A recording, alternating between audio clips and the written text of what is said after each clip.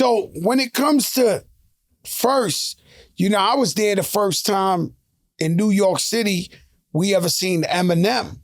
And so he opened up for me and Pun at the Lyricist Lounge, the Outsiders group out of New Jersey. They brought him out, and this man was, you knew he was special. And all of them dudes got dreadlocks and all that.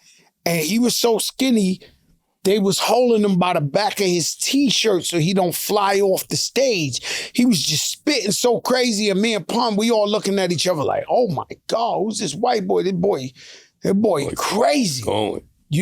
I was at this thing called Zodiac 2. I used to go to over there. It's considered High Bridge now.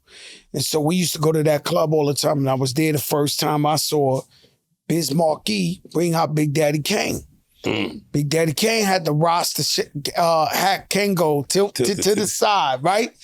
And this is when hip-hop was hip-hop, to where you could have been tough if you wanted to be tough, but it was really about loving the hip-hop moment. Yeah. So, guys had the Benetton bags and all that shit.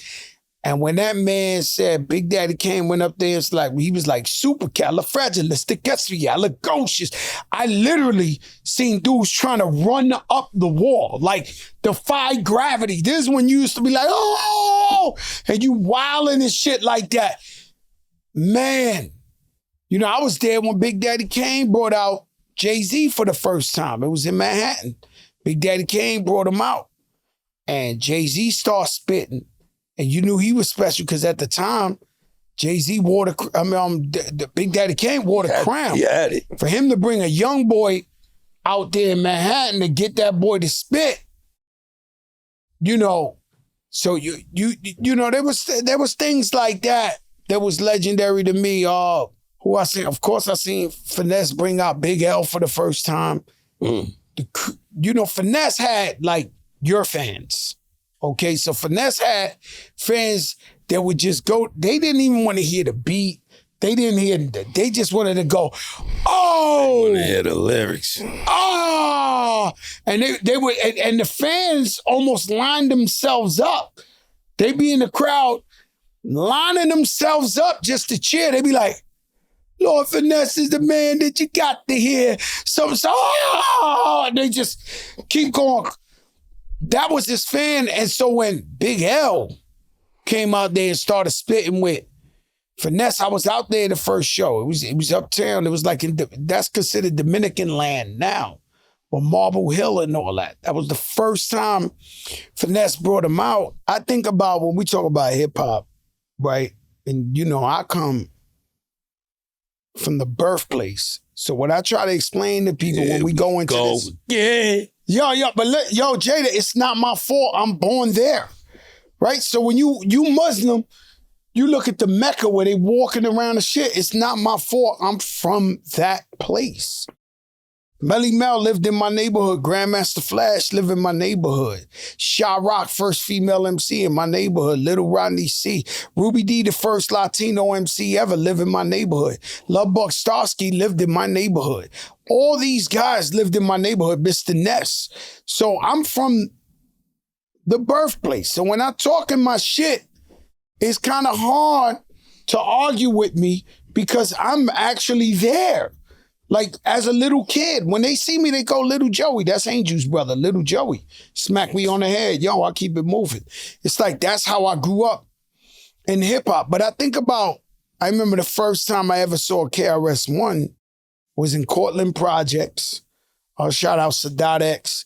And he was this skinny. He had this Bob Marley shirt on, t-shirt with the fucking Rasta hat. And he did the South Bronx. I was mesmerized just before we even heard it. By the second time he did it, the whole fucking jam was going, South Bronx, South. We knew the song. The second time he did it one time. By the second, it was pandemonium. Crazy. Right? I'm thinking of, who did you see perform for like the very first time that you seen him ever perform? One time when I was little, my moms came and snatched me off the block. That's how I always like to say my mom's is responsible for my hip-hop career. One time, late 80s, I'm chilling on the block. We playing high water, low water. When you got to jump over the rope and they keep raising. Yeah. So it's the whole block. A summer day, you know, a summer day in New York is better than anywhere. So that's a fact. The whole block is playing, is lit, is beautiful. My mom's come, get in the car. Me. Now I want to get in the car. We having the best time. Boy, get in. Now I'm tight. Then she's like, yo, a couple of your mans could come and ask their moms, get in. She bring me to Mount Vernon, Memorial Field. Open the car door, say, yo, when you get at this time, meet me back here at the car. I get in the field. It's the fucking Fat Boys. Stick 'em out. Shit was crazy, though. I'm like, Fat Boys? How the hell did she And then it was Fat Boys, it was Rappin' Duke, then Run Rappin' DMC. Duke, the hot. That shit was crazy, dog. Run DMC, Run Fat DMC? Boys, Rappin' Duke. In the That park? was the best. That shit was, I'm like, how the fuck?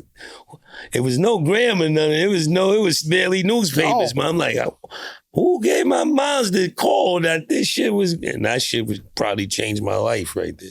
Yeah, me and my brother, my Uncle Angel, he's a pastor now and all that, but he had promised us he was going to take us to that concert in Madison Square Garden that Run DMC, the one they say everybody put up the Adidas in the air. Fresh Fest. We waited for him in front of the building. Like, let me tell you something.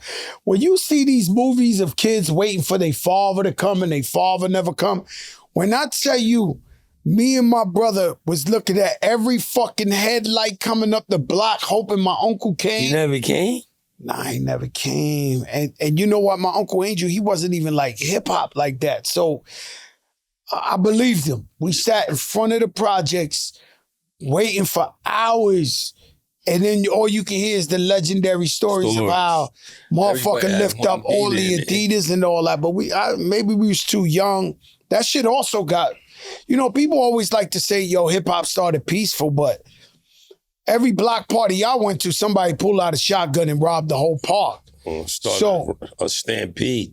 Or started a stampede, right? So even at Fresh Fest, no matter everything that happened, they said, Brooklyn's in the house.